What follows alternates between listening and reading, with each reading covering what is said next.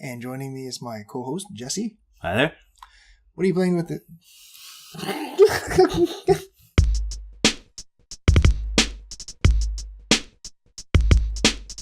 Hi everyone and welcome to D-Up Gaming Podcast episode 15. My name is Jeff and joining me is my co-host Gyasi. Hi there. Gyasi, what are you playing this week? More of the same from last week. Yep. Still playing Mercenary Kings. Uh-huh. It is like you said, pretty much Monster Hunter meets Contra. Okay.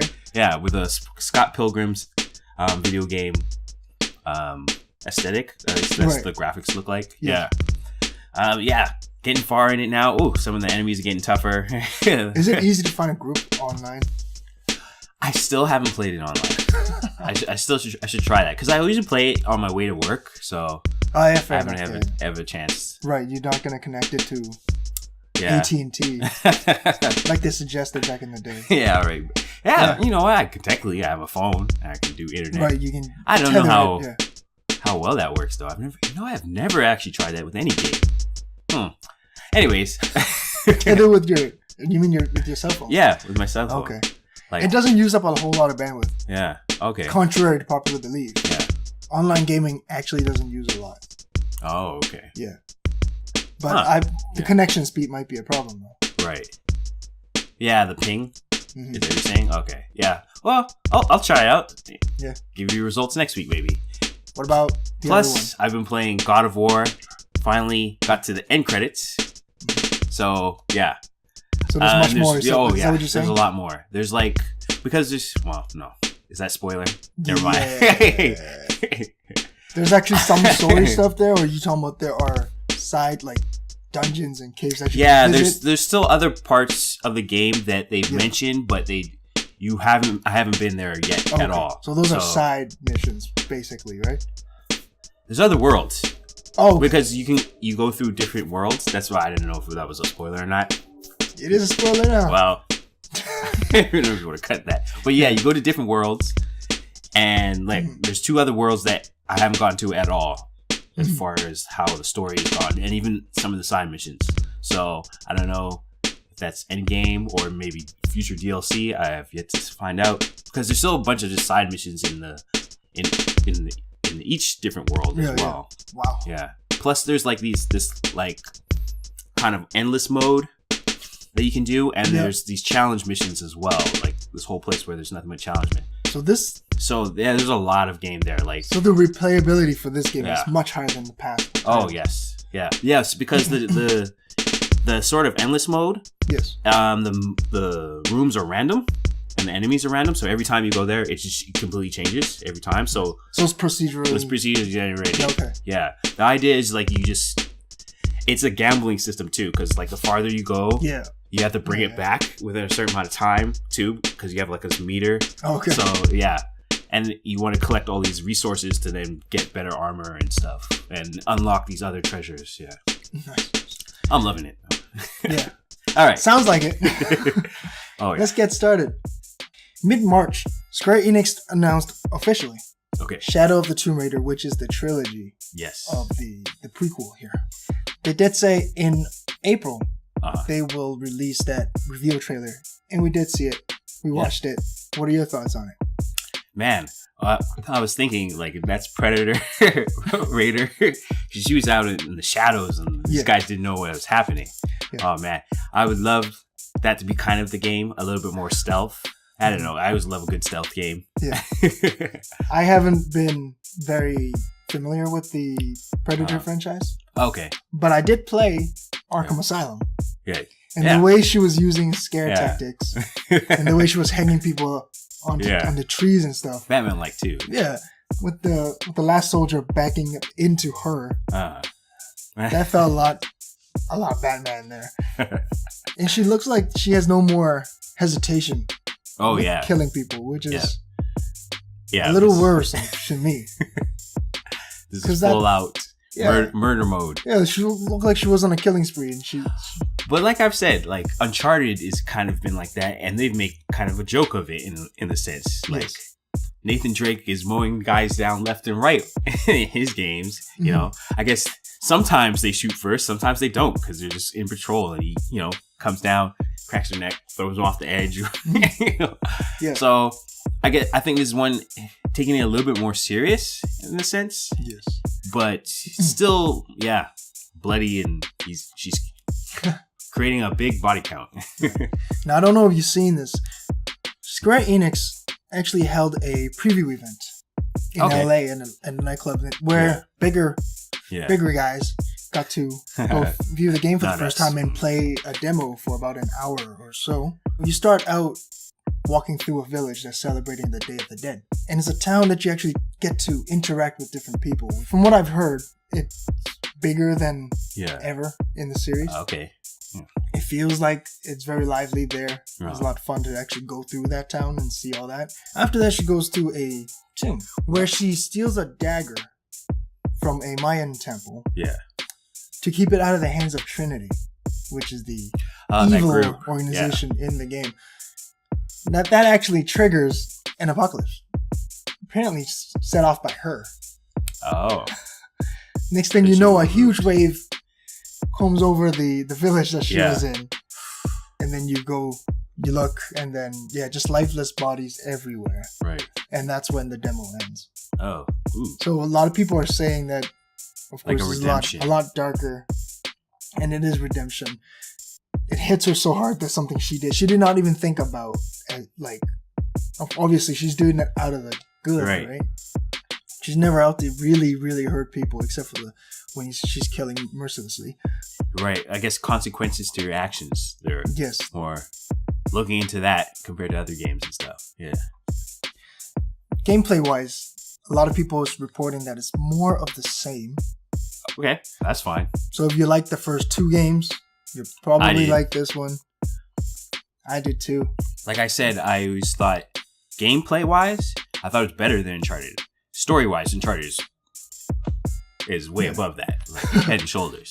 But like the mechanics of actually climbing and shooting and like collecting stuff and moving around, I thought was better in Tomb Raider. So other than the prettier graphics, she's got a few new moves. She's able to rappel down now. Yeah. She's going to be swimming underwater. There's a bit of a wall run in this game. Okay. Yeah. A bit. A bit of a wall. 2 steps maybe. Yeah. No one ever. There's no videos. Like, no one is able to capture any of it. So it's just hearsay right now. Shinobi level or... No, not like that. Definitely not. Not like, Ninja Gaiden or anything. Ninja Gaiden. Prince of Persia, none of that. Yeah. In the stealth-wise, she's able to hide in these walls of vine. Oh, nice. Where she'll be able to peek out, and she gets super muddy. Oh, okay. And she's able to do stealth kills from there. There's also a mode, which is kind of like the Batman detective mode in Arkham Asylum, where you're able to see enemies, and you will be able to see their line of vision and stuff like that. Oh, okay. So it helps you stealth through your way. What do you think of that? Nice. Sounds like I am getting that stealth that I wanted. Yeah. But, But, what? That kind of takes the human side out of her, if you ask me. Oh, really? The detective. I see. Makes it definitely more of a video game, per se. Is that what you're saying? Yeah. Of course, it always feels like cheating. It happened with Joel, obviously, in The Last of Us, when he's able to listen. Right. And see full images of these things. Yeah, that echo effect. Yeah. Just like the enemies did. Yes.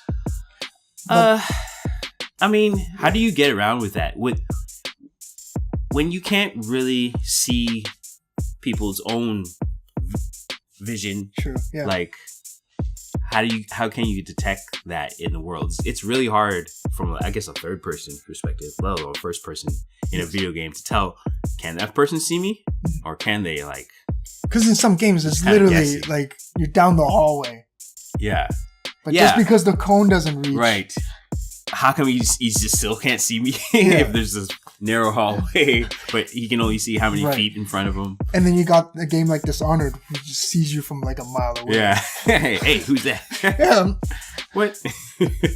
So I guess the cone is a necessary evil in that sense. Yeah. I'm hoping there's a way to turn it off. That would be for the hardcores, obviously. Right. There's got to be. Well, most like I'm thinking, if it's any other game like that, like Batman and like Shadow of Mordor had a similar thing where you just flip on and off. You don't necessarily have to play in that mode. Yeah. I don't think she'll be able to walk around in that mode. Yeah. But again, right now it's just a preview event. It's just I'm hearing things from this guy. So it's hard to get a full picture. Right. Until someone gets a full capture. But anyways, sounds like you're excited. Yep. I'm excited. I'm getting it. I really wanted to get into Rise. But because of the nature, though, like here's the thing with that game, because it's so similar to the first one, I kind of rushed through the first one just in time for the second one. I see. And when the second one came out, burnt out. Yeah, I did get burnt out. Yeah. So when I actually got to the second one, I was like, I did this before. Yeah. This feels a lot like the other one. Right. Right. So I needed to take a break. Yeah. Yeah. And I don't mean like a 15-minute break, right? It's just I finished the game. I got that second one day one. But yeah, and I picked it up. I just did this for like 10 hours. Yeah, fair enough. I'll come back to it. Nintendo Switch. Yep. Has been hacked. Oh. Hacker group Fail Overflow.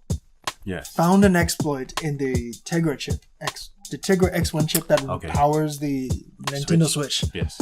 And in February, they posted pictures of the Switch running boot sequences. Yeah. And they also have the Switch running Linux. Oh, okay. Yeah. I think I've seen that. They found the exploit about 90 days ago in the end of January when they notified Nintendo, Google, and NVIDIA under what is called the disclosure window, which is an agreement between hackers and computer security analysts and companies that develop hardware and software. Okay. It's an agreement that they have that says if you find an exploit, you give them 90 days to fix it. So recently that 90 days have passed. Yes. The team Fail Overflow has released their files and their method to take advantage of this exploit. It will allow the Switch to run a special version of Linux, but a full version of Linux. And they've posted screenshots of them running Dolphin on it. Dolphin. Nice. Dolphin, which is all the way. Dolphin, which is an emulator for Wii games and GameCube games. There are screenshots of Legend of Zelda Wind Waker and Mario Sunshine running on the Switch. Oh, nice. What are your thoughts on that? We finally get what everyone's waiting for. Their eShop. We get the virtual console. Yeah. Whether Nintendo wants to give it to us or not. Yeah, we're gonna get it now, yeah. Should one of us take the risk? One more thing from Fail Overflow and other hacker groups that have done it is the exploit is actually in the boot ROM of the card, meaning Nintendo has no way to patch it up with any kind of firmware or software updates. Yeah. There's nothing they can do as long as that chip is in there. Right. They can't stop them from exploiting it. Wow. So every Switch, unless they come up new versions of the Switch. That's exactly. The only way they can stop it is to change that chip entirely. Yeah. Someone actually has found some document notes in their recent patch that might suggest they're working on one already. Oh, okay. So that's the good thing to come out of it, I think. Right. Yeah. Terrible thing for Nintendo, but increase the value of your current Switch. Exactly. Like I'm actually thinking about buying. Yeah. Go ahead. Like, you know how like certain versions, if you're into the whole piracy scene, people want certain versions of a PSP or a Vita. PS3, the PS3, yeah. Or even back at the old PS2 days, you want the one they can put the hard drive in compared to the slim one because you can do some exploits there and and that kind of drives up the value of some of these consoles because there's going to be a limited amount. So added value to your Switch if you already have one. I'm not suggesting that everyone does this. Yeah. But I am interested in running Linux. Yes. That would be cool to have a You have a tablet, a browser. Yeah. You can connect it to the internet. I know it has a browser that works because like if you ever try to connect to like internet that requires like a login page with a browser, it does work on the Switch. So it does have some type of browser, but I guess they just don't give us access to it. Absolutely not. No. Classic Nintendo. Yeah. But I am interested in getting an extra one. Now, they did say the methods right now are not exactly user-friendly. Okay. There are little wires that you need to be able to connect. Oh, involving opening it up? You don't have to open it up. You have to jack it to the right Joy-Con connector. Uh-huh. It's weird. I did not look into it, but I did see screenshots of just wires sticking into there. Right. And because it's a boot ROM, you will need to do it every single time. Okay. Now, something like that has happened with the PSP 3000, the very slim one. Like this one, you have to do the exploit every single time. Okay. So the workaround for that was you just put it on standby and never turn it off. Right. And you didn't need to turn off the PSP anyway. Right. Same thing with the Switch. For the most part, but the Switch standby pretty bad. Yeah, it kills it bad. Yeah, the Switch standby isn't so great, but because I would say with my Vita, I don't think I've ever really turned it off. Yeah, I've just put it in standby. Maybe the only way it possibly turned off is like the battery just completely died. But besides that, I don't think I ever turned it off. Yeah, I just put it in standby. So recharge it. So I'm assuming this is also the case. Thing. Yeah, I'm assuming this is also the case. I am no homebrew master. Yeah. So the good thing out of this is we're most likely going to get a new version of Switch. Yeah. And also, this version of Switch is pretty badass, pretty awesome. Oh yeah. Gonna get another one? The price is not gonna drop anytime soon now. Not gonna drop. Not if it's the exact same one. This is one I'm gonna do something with, and this one is just gonna be my clean one. I mean, unless they come out with an actual Switch 2 or a Switch Lite or a Switch, modified version, maybe then. Because even with this thing, I'm interested in it, but maybe when my warranty is completely gone or something, like... Yeah. And even then, I don't know. If they come out with that second version... How easy is it... To crack that one, too. And If it's something where I can probably brick my system, or I won't be able to play... Right. Games online at all not through this exploit. Doesn't sound like it. Just like doing the exploit here. Yeah. Will it not allow you to play the games online at all? Oh. Do you know? Is it type of what thing? What did I read? I think I'd read that it's completely undetectable. Undetectable, okay. Yeah. Because it doesn't even go to the Nintendo software. Right. It starts right at the boot. I see. So I don't know if they'll be able to track it. Yeah, but from what I've read, I think it's undetectable for the OS. For Nintendo, there's no way they can tell if you've done it or not. But yes, Fail Overflow did say that right now the methods is very easy to brick.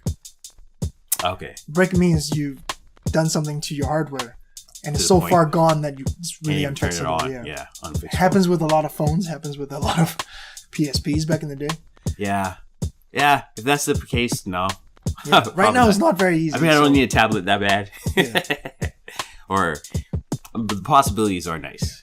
There are teams apparently working on like a piece of hardware that will make this exploit easier to use. Okay. So we'll see what happens. Press X2. Detroit Beyond Human developer Quantic Dream is suing a French media company over an article on toxic work conditions. Toxic work conditions? Yes, I don't know if you remember, about a few months ago, there was allegations against some of the members in Quantic Dreams that there was sexual harassment and like racist remarks were made, and that there was a whole toxic feel and people couldn't do what they want or say what they want in the workplace. Basically what the founders are saying, that none of this is true, and they're actually suing that company. Press X2. Press X2?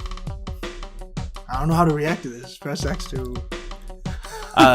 Not that it's going to change my mind about whatever game that's going to come out. If these allegations are true. Right. Of course, no one ever wants to work in that kind of environment. The fact that they're actually suing does that make it seem like the allegations probably aren't true, or there's something more there? Yeah, you would naturally think that, right? Yeah. But also, it could be a cover-up. I don't want to throw out any kind of allegations or rumors or anything. That's not what I'm doing. I'm just saying we don't know both sides. Mm-hmm. Right. You're right. Them going hard back at the media could mean that these allegations are completely false. Could also, just like in a movie, they've paid the people they needed to shut up. And now they go back at these media to say, hey, don't touch us. Right. Get off our backs. Don't you try this again. I've heard some people saying that, they should have waited to like countersue after their game has come out. Maybe they might be asked this as they do their press circuit for their game. You know, this question is probably going to keep coming up. Recently in the allegations that this toxic work environment, so they're like, you worry about that overshadowing the game itself. So they countersuing to be like, let's just nip it in the bud right now. Yeah. You know, because then you can always say, well, we're in legal, you know. Yeah, so we can't talk about it. We can't talk about it. Don't yeah, ask. Yeah. We're talk about the game.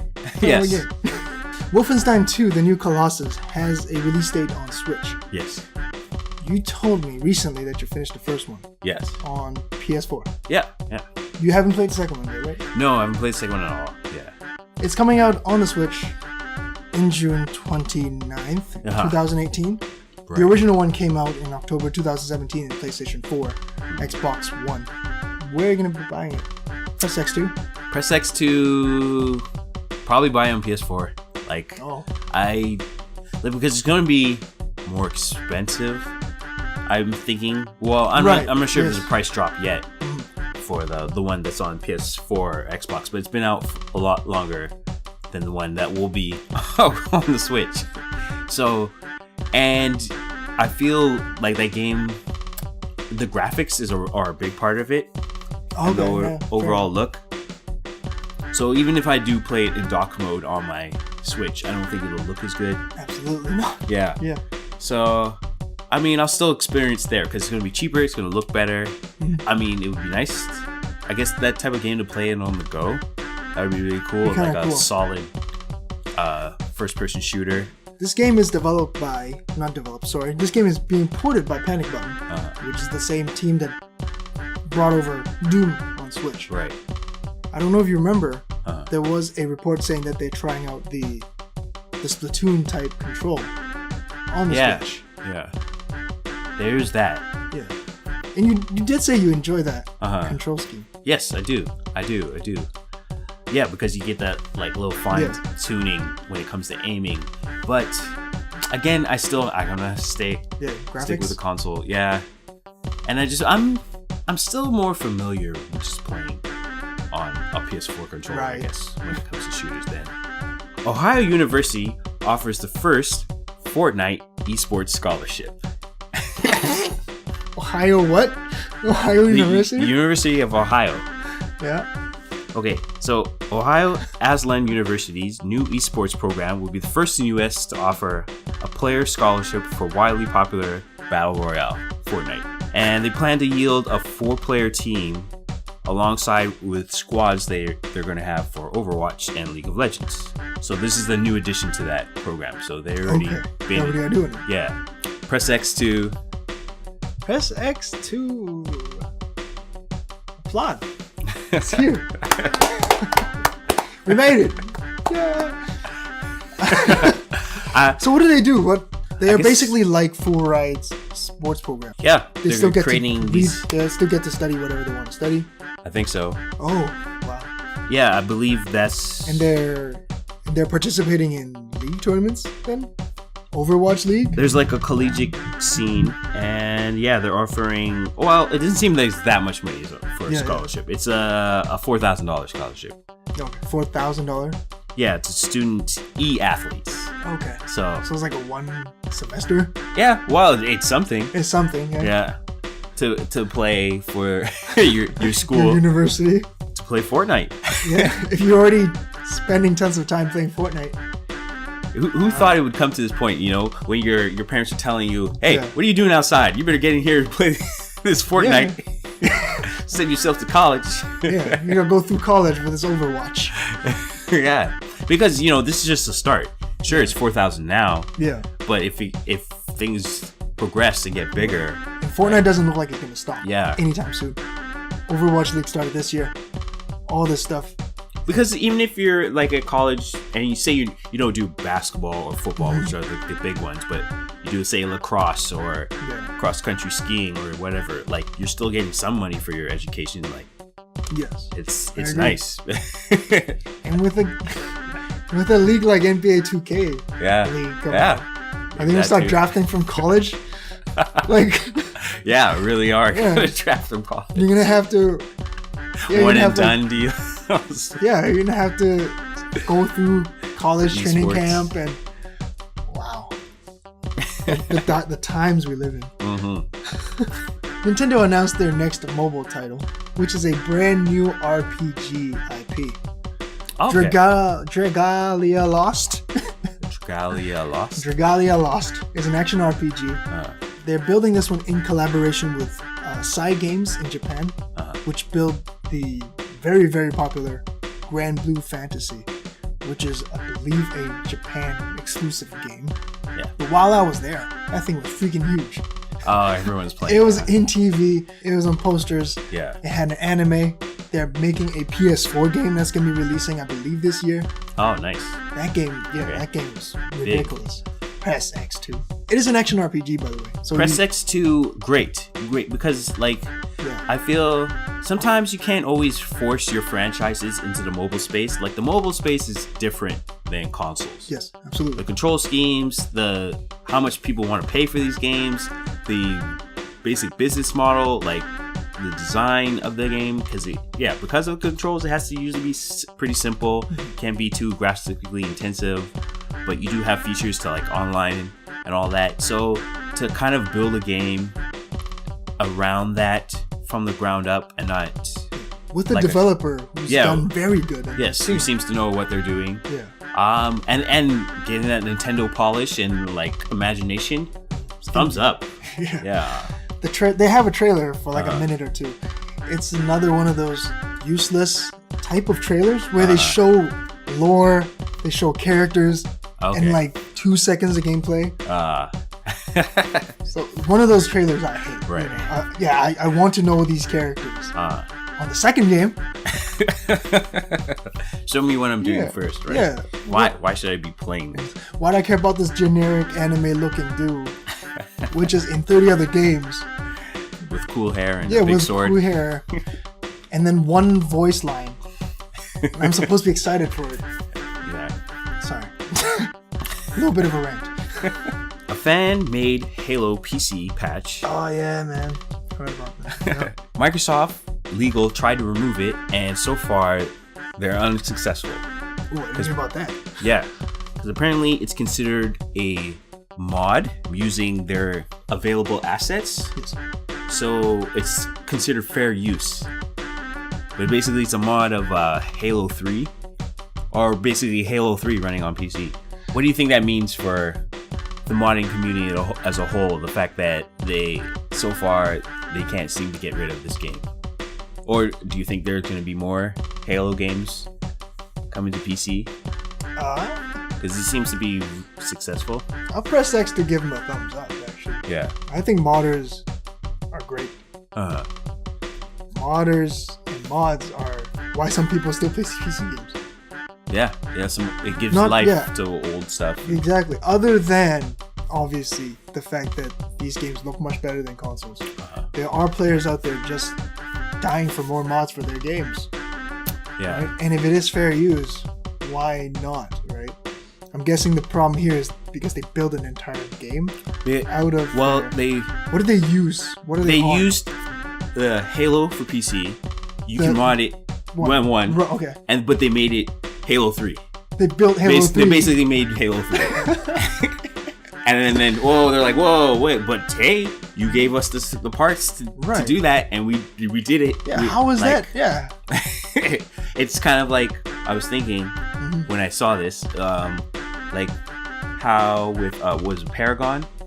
Yes. If somebody decided to build Paragon again, having given them all the Well, you can't really. Well, you can get mad at them that they built your game again after you gave us the ability to build your game again, just because somebody went that far. The difference with Paragon though is they actually released it for free, right? Like they literally came out and said, "Just do whatever one you want." Yeah. Right? Whereas Microsoft is like, "Hey, whoa! Just because we don't want to build it doesn't mean you want to." You can. Like, man, I don't. I'm not a fan of that stuff. Oh, okay. So I'm always gonna support these indie guys. Not indie guys, but like modders. Oh, the modders. If you're so worried, how about pay them? Get a bit of that cut. Yeah. Allow them to sell it. That's true. But get a bit of that cut. You're not getting any of it, unless this guy's doing your game wrong completely. Yeah. Unless this guy's shaming your game, saying that you're Nintendo or something. I don't know. Yeah. Like, what's the big deal? Is he selling it for profit? No, he was releasing it. Take it from Sega. Yes. They are releasing Sonic Mania again this year. Yeah. I mean, so that can't be right. I mean, these are some of the most passionate people for your franchise. Yeah. And if you're not doing anything with it, they want to. They're not making money off of it. Right. You end up making money off it. Well, you end up making money off it because that brings more attention to your game. Yeah, work with them, not against them. I feel.